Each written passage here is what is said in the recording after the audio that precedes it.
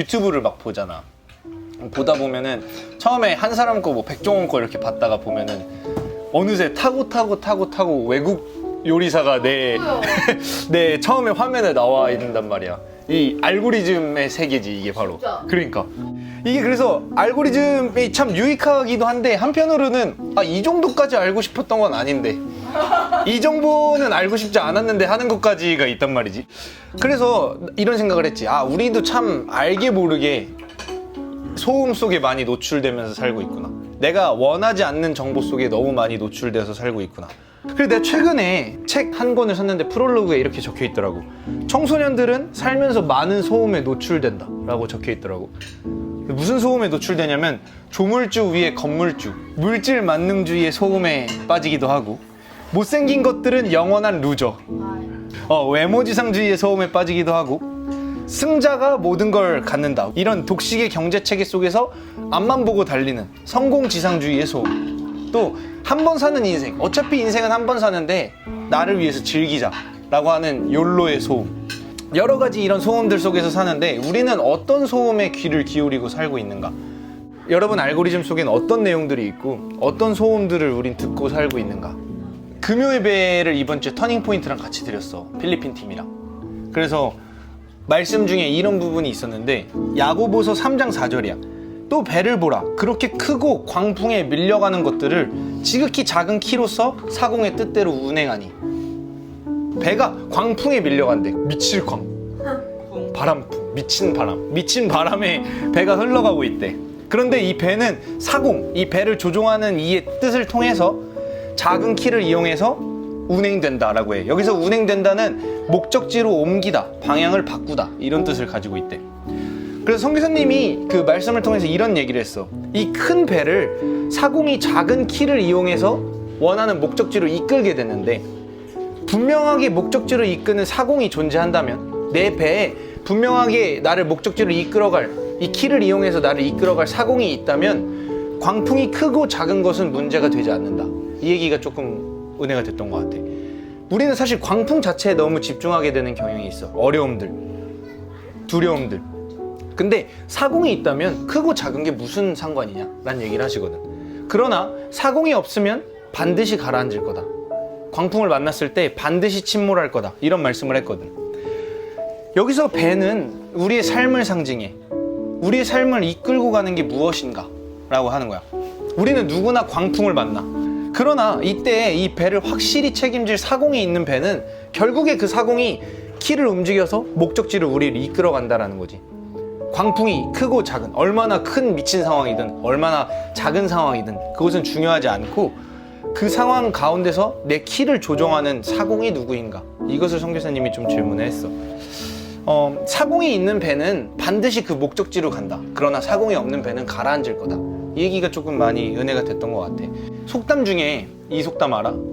사공이 많으면 배가 산으로 간다. 배가 산으로 간다.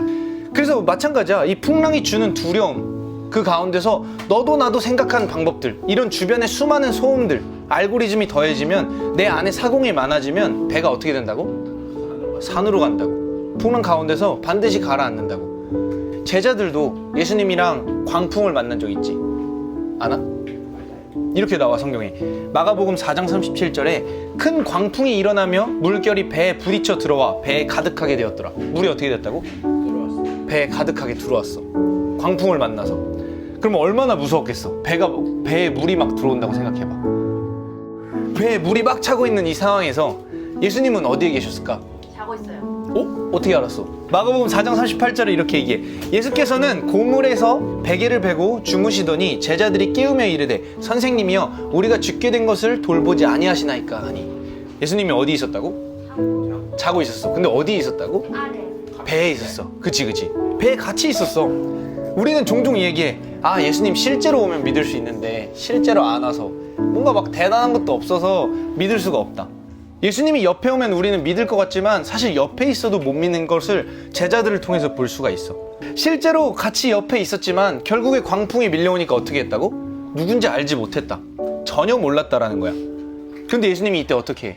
광풍한테 잠잠하라 라고 했더니 잠잠해졌지. 그것을 보고 제자들이 뭐라 그래? 그가 누구길래 바람도 바다도 복종하는가 라고 얘기해. 그가 도대체 누구길래 이런 얘기를 한단 말이야. 배에 예수님이 같이 타고 있었어도 예수님이 계속 말해줘도 예수님이 누군지 몰랐다라는 거야. 나는 여기서 또 우리들의 모습을 좀 발견하는 것 같아. 우리는 광풍이 주는 소음 때문에 착각할 때가 있어. 아까 말했지, 우리는 여러 가지 소음 속에서 살아가고 있습니다. 이 제자들이 그랬다는 거야. 예수님이 바로 앞에서 하나님의 나라가 무엇인지에 대해서 따로 불러서 설명까지 해두는데 이 광풍을 보고 그 광풍이 주는 소음에 휩쓸려서, 마찬가지지 우리도, 하나님 진짜 있는 거 맞아요? 뭐 증거가 있어야 믿죠. 하나님은 뭐 하고 계세요? 주무세요? 지금 이 얘기 아니겠어 제자들이? 우리 죽게 생겼습니다. 우리는 이렇게 항상 광풍에 집중하고 그로 인해서 발생하는 소음들을 따라가게 되는 것 같아. 아니, 정확히 말하면 내가 사공인 것처럼 행동해. 근데 기억해야 돼. 우린 항상 사공이 많으면 어떻게 된다고? 배가 산으로 간다. 사실은 광풍에 빠졌을 때 가장 경계해야 될 것은 두려움이야. 두려움은 어떻게 하냐면 사람을 거기에 머물게 만들어. 이 광풍 속에서 무슨 생각을 하냐면 내 나름대로 해결할 수 있다고 생각하는 것 같아. 그런 경험 있지 않아? 내가 일을 수습하려고 하다가 더 망친 경험. 나름대로의 수습이라고 생각하는데 더 악화되고 있는 거지. 아, 저 그거 이틀 시간에. 아, 그치. 그림 그릴 때 그런 거 많아.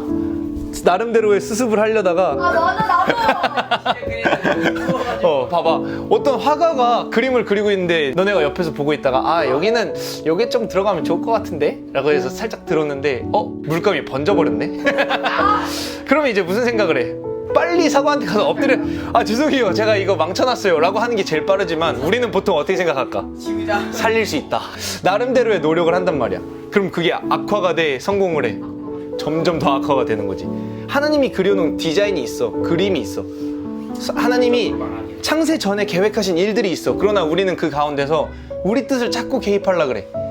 하나님 없는 것 같은데? 몰래 한번 내가 좀 만져볼까? 내가 조금 더 잘 그릴 것 같은데? 라고 해서 조금 더 그려봐. 그럼 우리는 나름대로의 수습 방법을 생각한단 말이야. 근데 돼? 안 돼?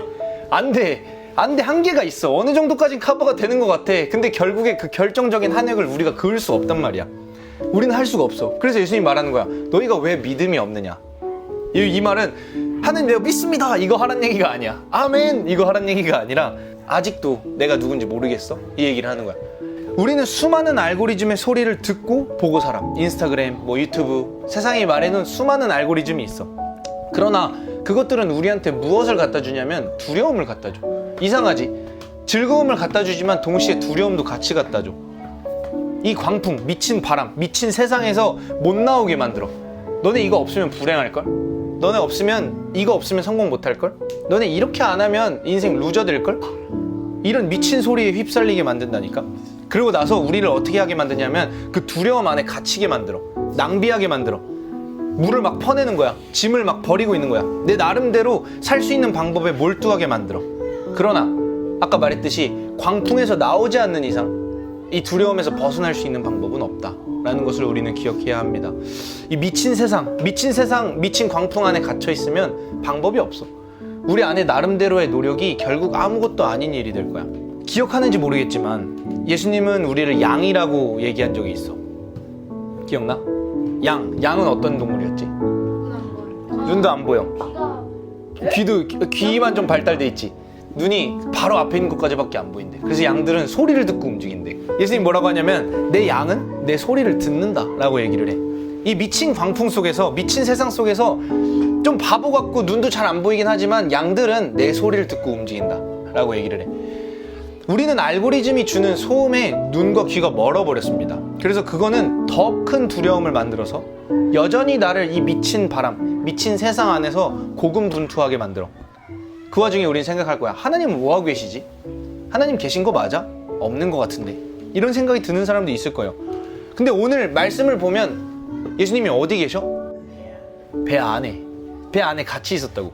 옆에 있어도 이 광풍이 주는 소음에 눈이 멀어버려서, 귀가 멀어버려서 예수님이 누구인지 알지 못하는 것이 바로 우리의 모습입니다. 우리가 인생의 배 안에 계시는 예수님을 발견하고 우리 인생 가운데서 내가 스스로 할 수 없다라는, 나한테 능력이 없다라는 것을 발견하는 그런 중등부가 됐으면 좋겠어.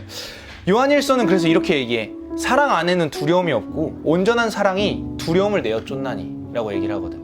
우리는 나름대로의 고군분투를 하면서 여전히 이 광풍, 미친 세상 안에서 살아가고 있지만 그것이 결국 이 광풍에서 벗어나게 해줄 수 있는 방법이 절대 될 수 없다라는 거.